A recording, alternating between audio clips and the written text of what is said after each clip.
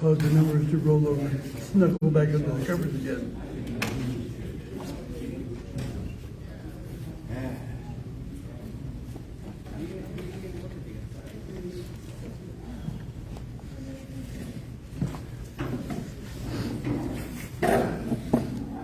Even in this weather, I get the sniffles too.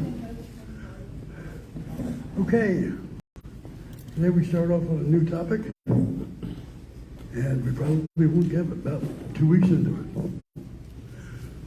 But anyway, prayer requests to start. Yes. My Aunt Cheryl.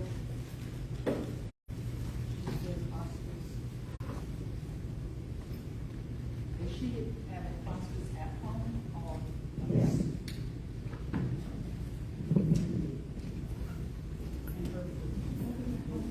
Okay.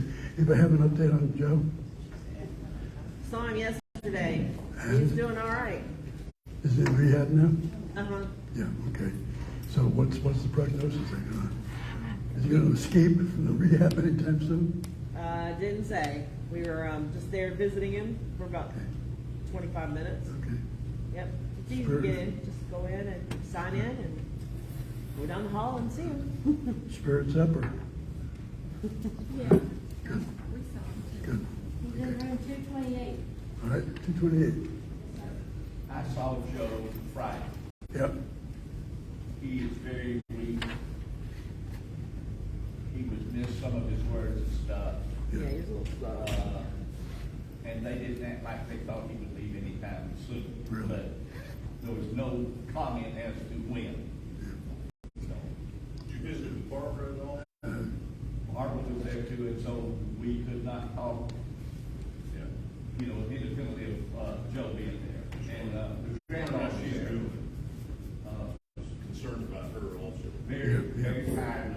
I think she's there quite a bit. Long hours. Probably worn out. Yes. No, that's the Mr. issue. Ragnar was there, We were visiting. and Nope. I don't know how much she's been there. Oh, my son is here. Okay, I did not. You wouldn't know about Did that. he go back? How about Steve? How's Steve doing? He's in class. He's in? Good. Good. All right. So I've got Cheryl, Joe, and Steve. Who else? Kelsey and Keeley. And you guys. Yeah. Kelsey and Keeley.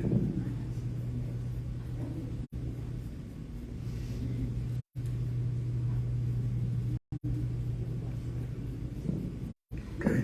Charlesworth family.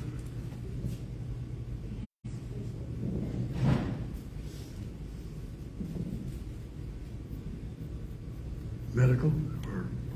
That's the one that the son has had most of his tongue taken out. Okay. Well, okay, well, we take a moment to our Father in prayer. Most gracious Heavenly Father, once again, we come before your holy throne with bowed heads and humbled hearts.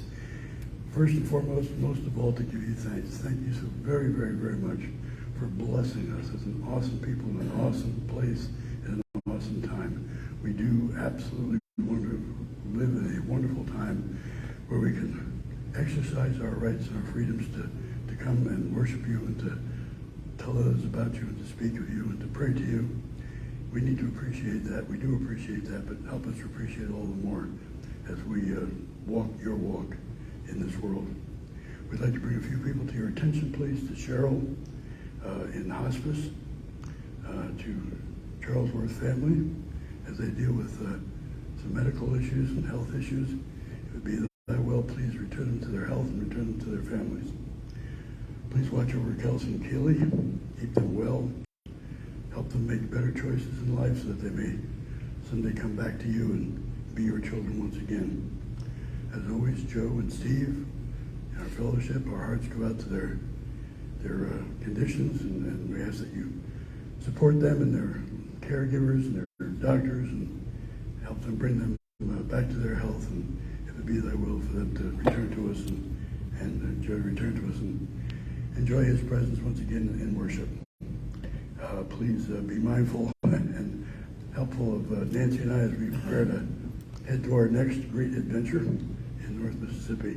Please keep us safe And most of all, I ask you to help me find the opportunity to do your will and to teach young people about why you are and need to be the one and only God. And now as we're about to start this class, help it to bring to our hearts a better understanding of who you are and how you'd like us to know you and worship you.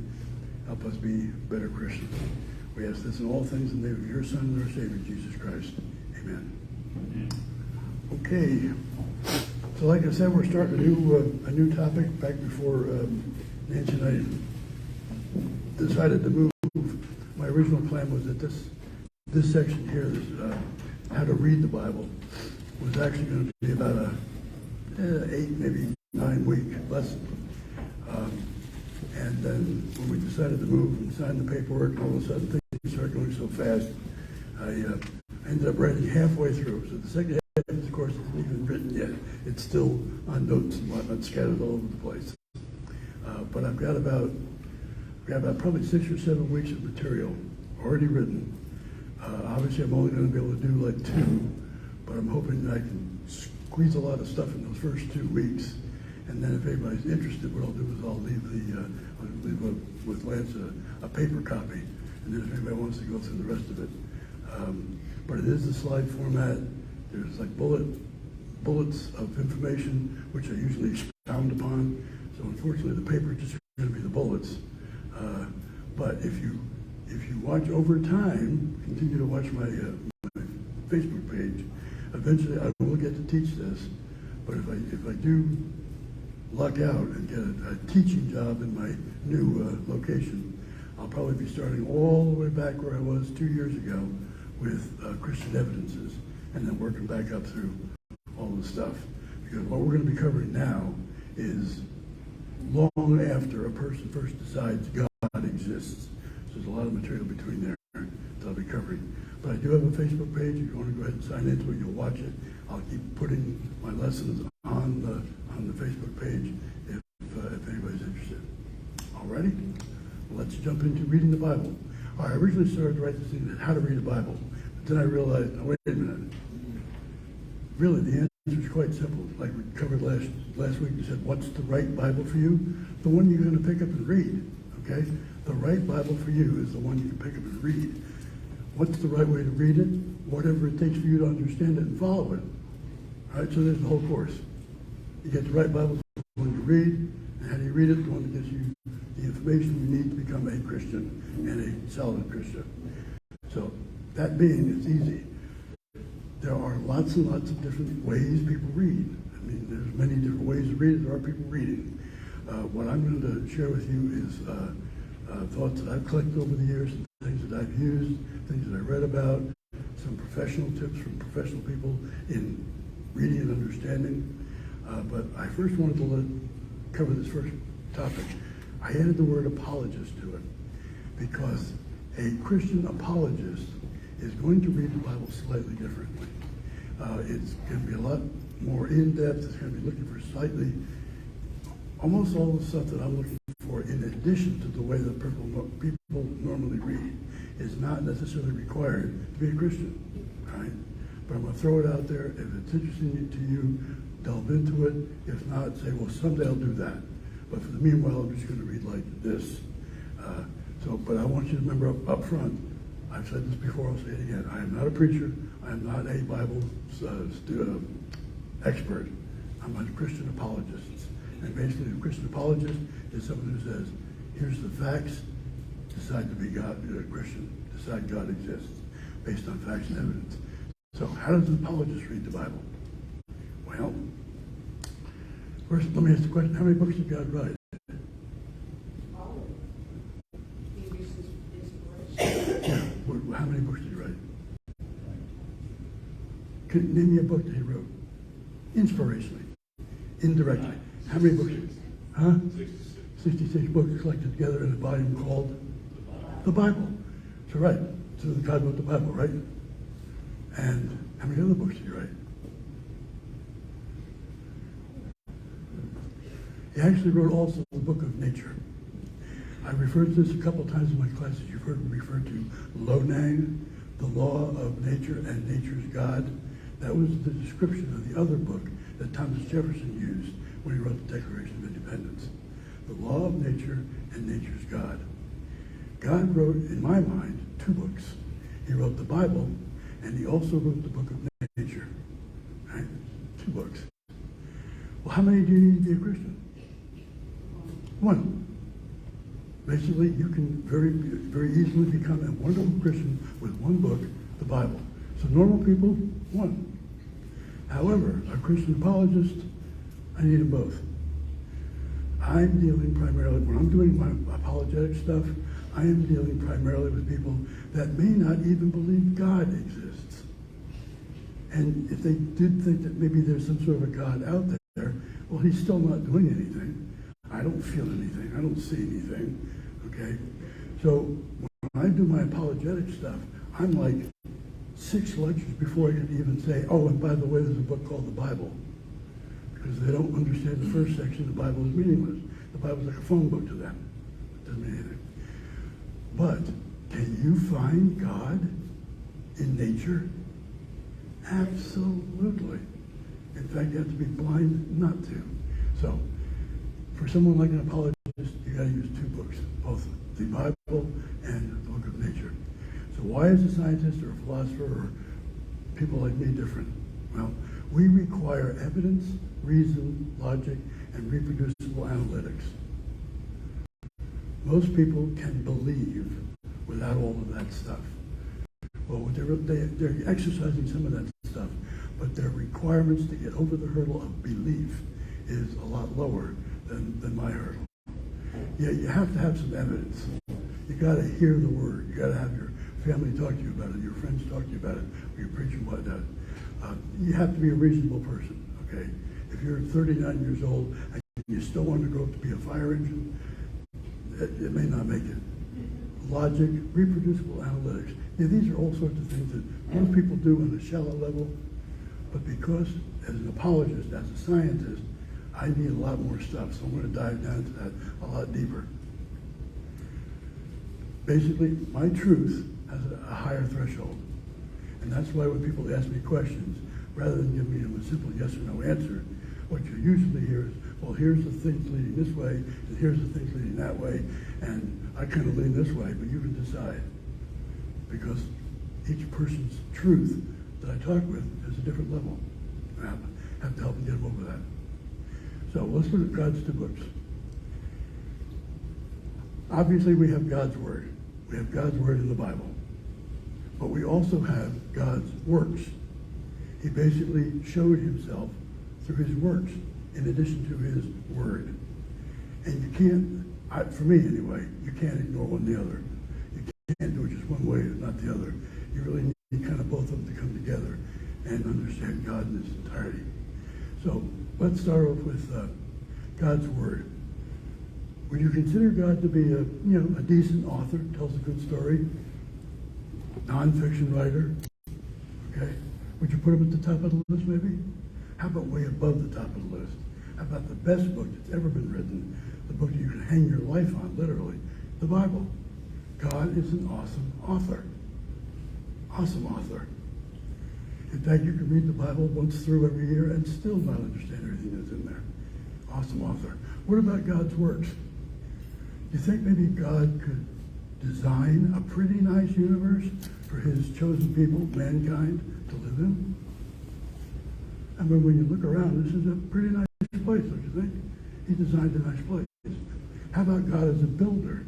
Could he take that design and build a nice place? Yeah, we're in it. God is an awesome author. He's an awesome designer and an awesome builder.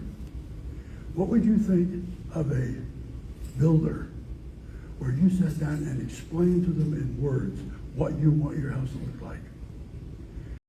Really fine, beautiful, absolutely wonderful house. And then he goes and designs a house that, really kind of leaves out half of what you're looking for. And then he goes and builds it and leaves out the rest of the stuff you want. Okay? Would that be an awesome author, designer, builder? No. God is so perfect that however he describes what he wants us to know in his word, if it overlaps in any way, shape, or form with his works, his universe, then the design and the build will not conflict with his word. First of all, God's Bible, his word, doesn't cover 100% of the description and analysis of his works. And God's works, unless you're godly in knowledge, does not define completely what his word says. But where the two of them overlap, wherever the two of them touch each other, one describes the other, or one references the other, or talks about things in the other, those things have got to be compatible. If they're not compatible, if God's word isn't accurately describing his works, and his works accurately showing his word where they overlap, we've got a problem, because God is perfect. Okay? Well, that's the ideal situation. Where are we today? Well, today, unfortunately, or maybe it's fortunately, God does everything for a purpose. Let's use fortunately.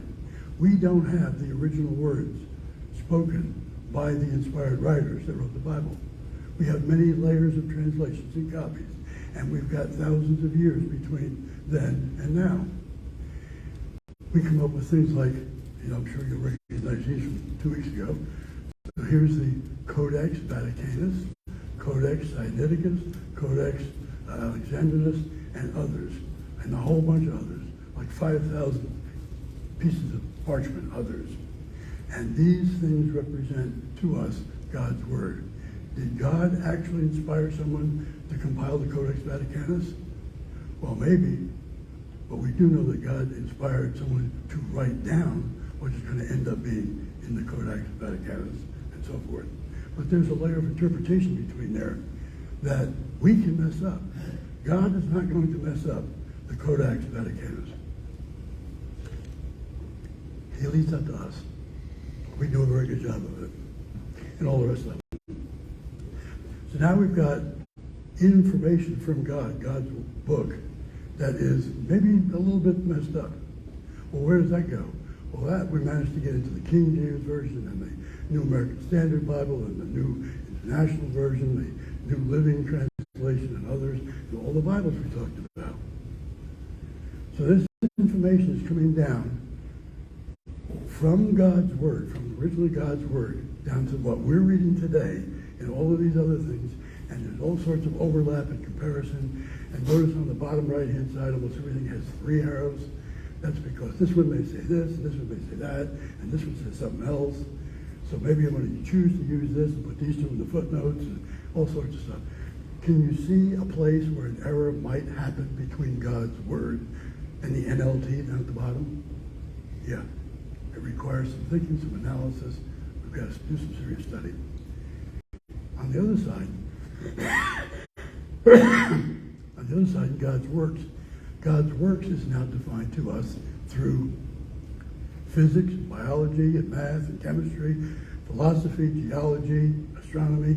Do you think mankind might actually have come up with some untrue descriptions of things that are happening using these sciences? Guaranteed. Guaranteed. I mean, science is really fixed, right? Follow the science. Or at least what was the science yesterday? After lunch. Okay? There's lots and lots of opportunities to misinterpret via these sciences what God's work is all about. So where does that leave us? We have God's perfect correlation. Perfect correlation between his world, his works in the world, and his word in the Bible. Say that 3 times fast.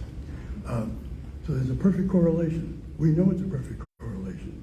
So if one doesn't agree with the other, we have to point to the problem in the mirror. Okay?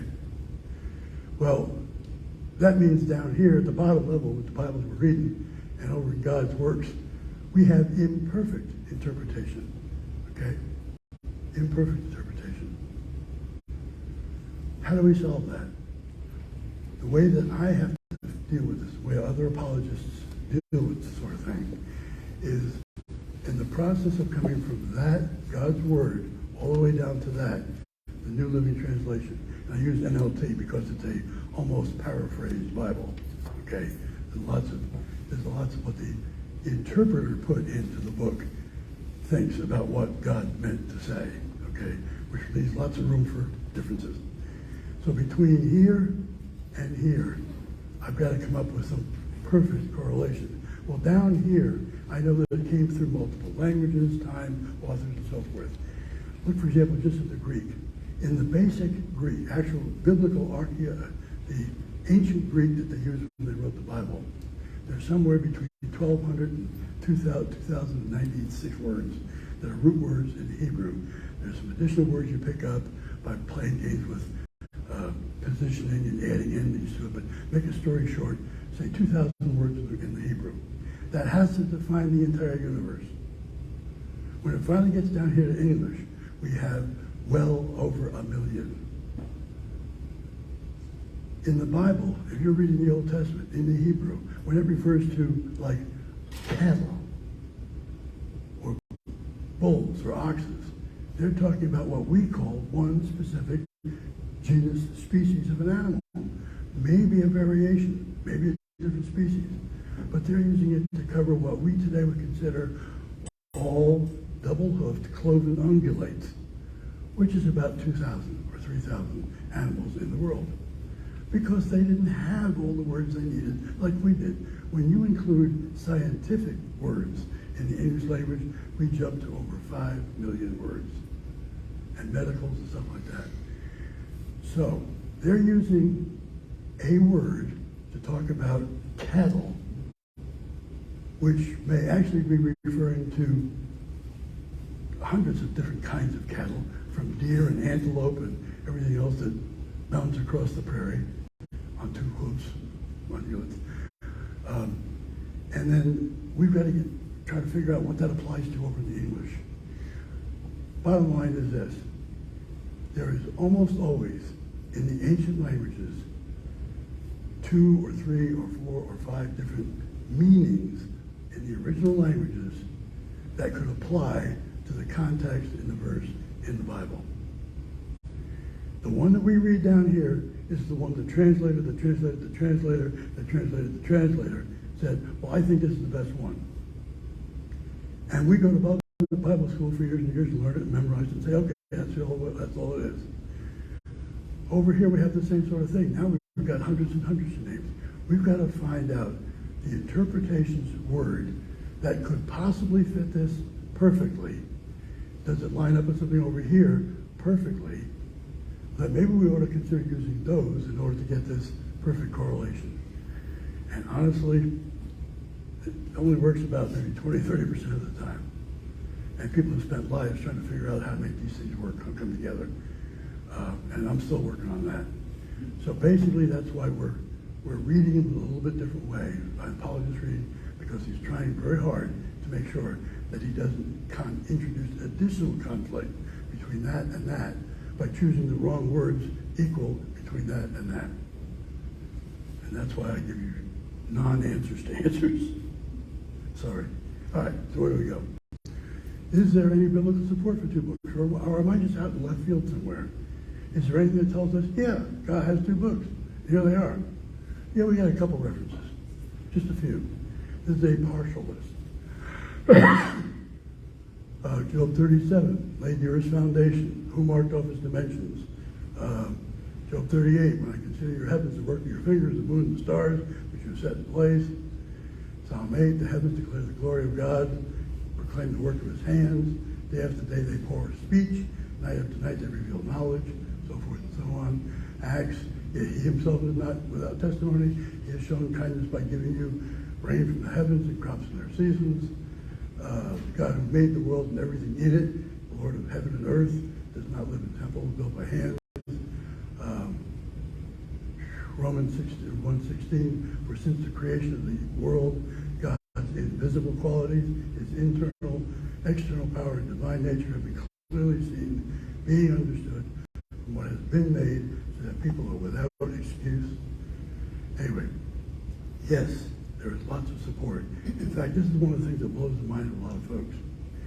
If someone says, well, how was the earth created and how was man created and this and that? Tell me the creation story. almost everybody will immediately dive into Genesis chapters 1 through 11. But they stop with Genesis chapter 1 through 11. Okay? There are so many more verses that talks about the creation in the Bible. So many more creation stories.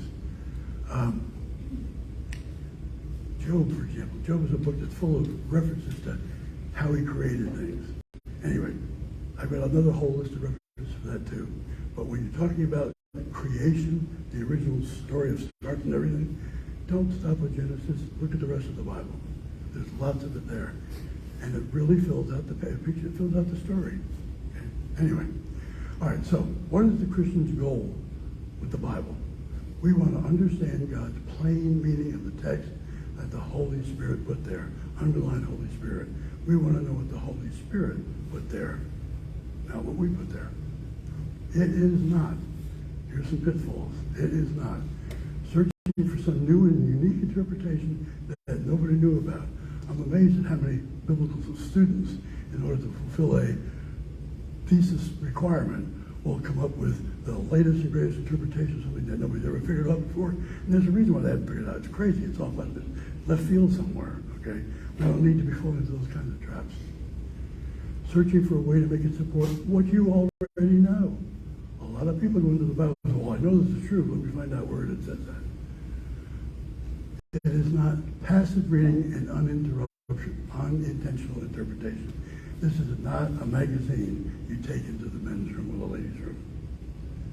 It is something that requires a lot more thought and thinking and effort and seriousness than what a lot of people passively read. The book you buy to take to the beach for your vacation summer is not gonna, you don't read that like the Bible. You can't. Ignoring your own experiences. You can't ignore your own experiences, your culture, your paradigms, your understandings, and your expectations. Why? Because these paradigm generators are applied by you every day, all day long, and you don't even realize it. These sorts of things are filters that you see the world through, and you can't even, you've got to stop and think, oh, wait a minute, did I just filter that? What was the real that? So the Bible is the Christian's tool to know God's will and to follow it. And the following it is obviously a key takeaway. So why do we need to interpret? Why is it necessary to even interpret anything? Well, if you're reading the Bible in English, it's already been interpreted once. Okay? If you are reading the Bible in the English language, sorry folks, you are already reading somebody else's opinion of what the Bible says and means. So you've already got one set of filters, and you need to adjust for them. When you read that English Bible, you're interpreting it into your own understanding. Understanding is something that changes very definitely with each generation, Generation X and all those. The typical common understanding of a society, a group of people, changes regularly. It changes dozens and hundreds of times between us and the way the Bible was written. So we have to understand that we are filtering what we're reading, someone else's opinion. We're already translating into our concept of how the world should be, our understanding. Interpretation is a skill. If you're going to read the Bible seriously, okay, interpretation is a skill you must learn and actively perform. And that's why reading the Bible is not like a magazine you take into the restroom. You literally have to stop and think what you're reading. Think about what the sentence and the words and the paragraphs and why did he write it? Why did he write it this way? So it's a skill that you must continue to use when you're reading the Bible.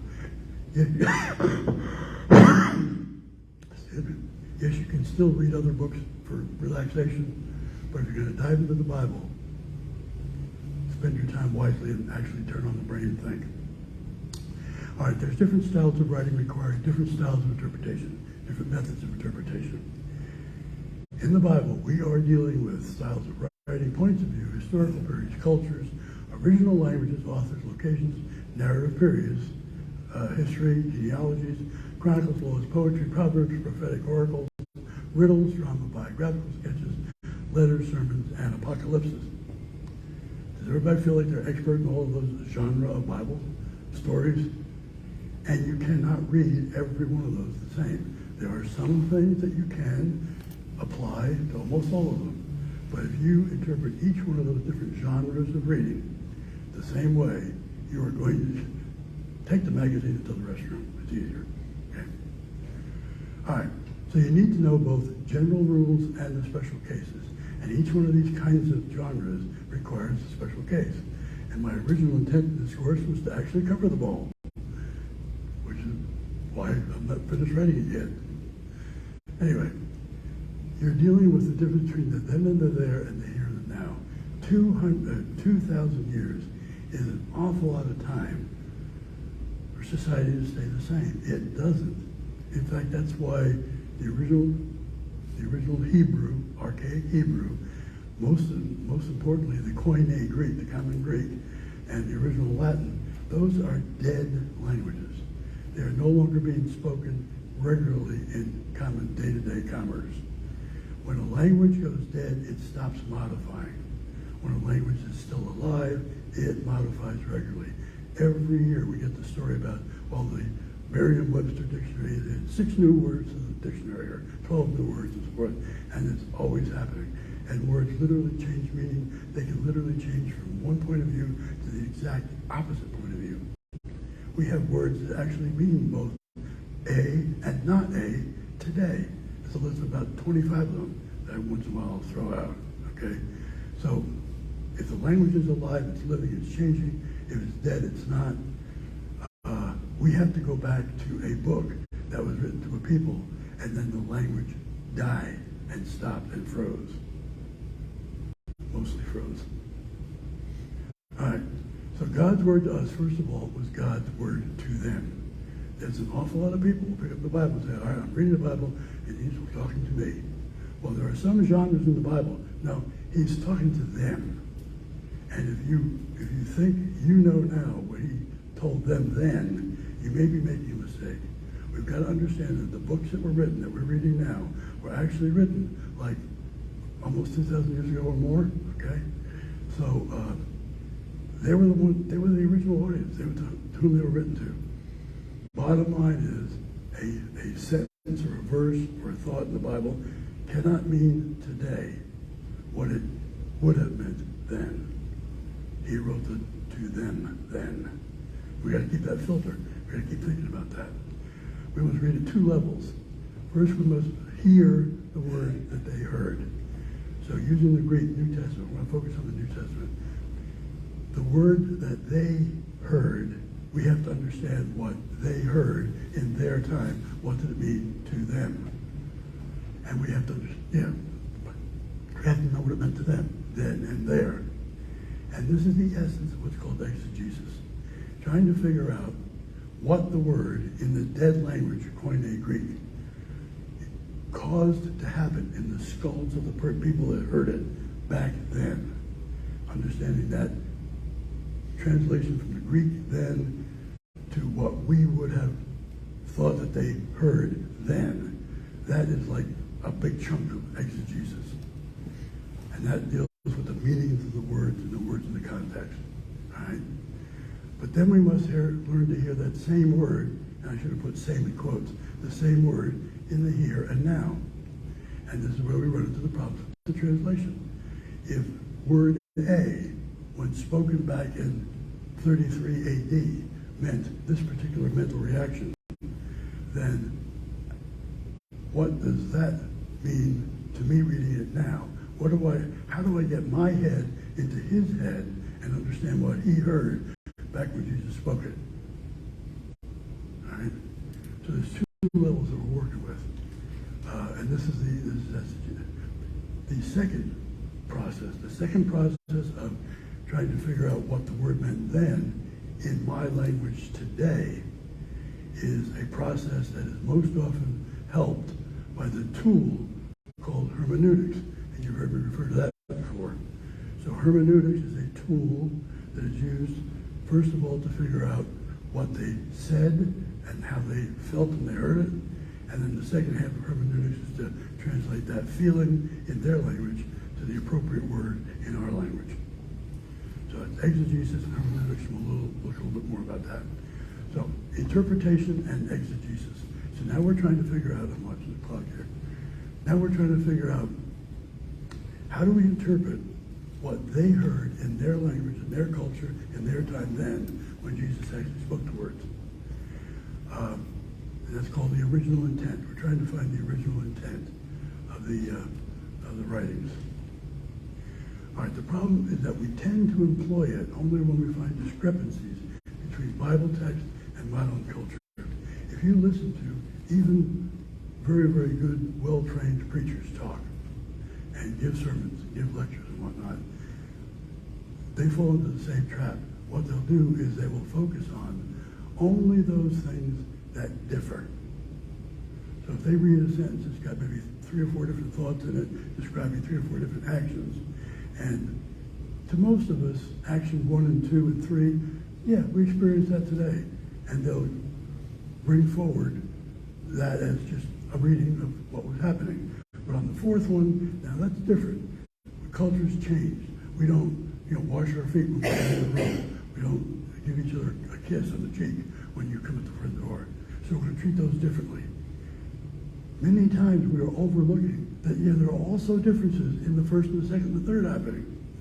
And if you don't look for them, if you skip over the cultural differences of all 4, not just the 3 that sound like today and the one that's different, but all 4 of them, you may come up with different meanings from the first 3 that actually change what the 4th one means.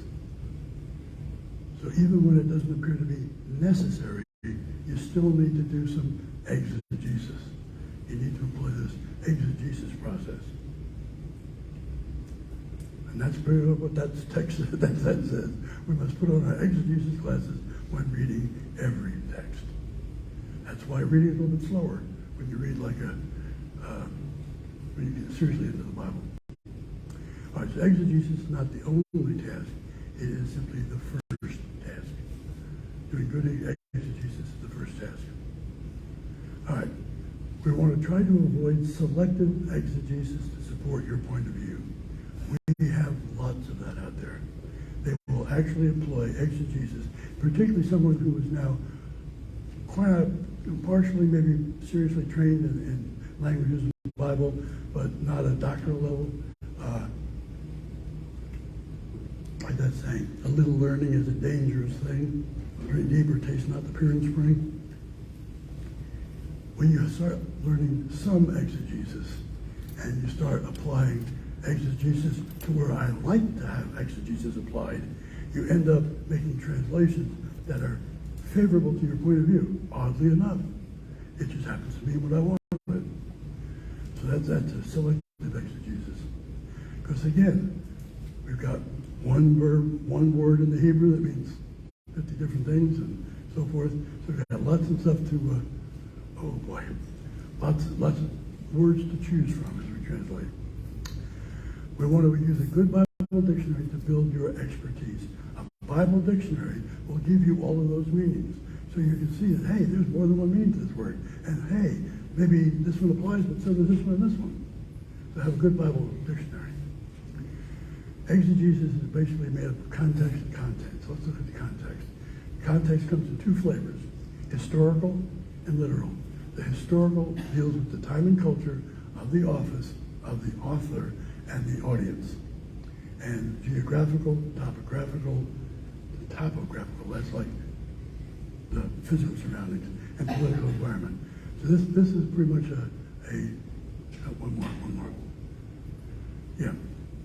Basically the environment that the book is being written in, both in the time and the culture of the author and the audience, and literally what the towns looked like, what the land looked like, what the cities looked like, all the topographical and political environment.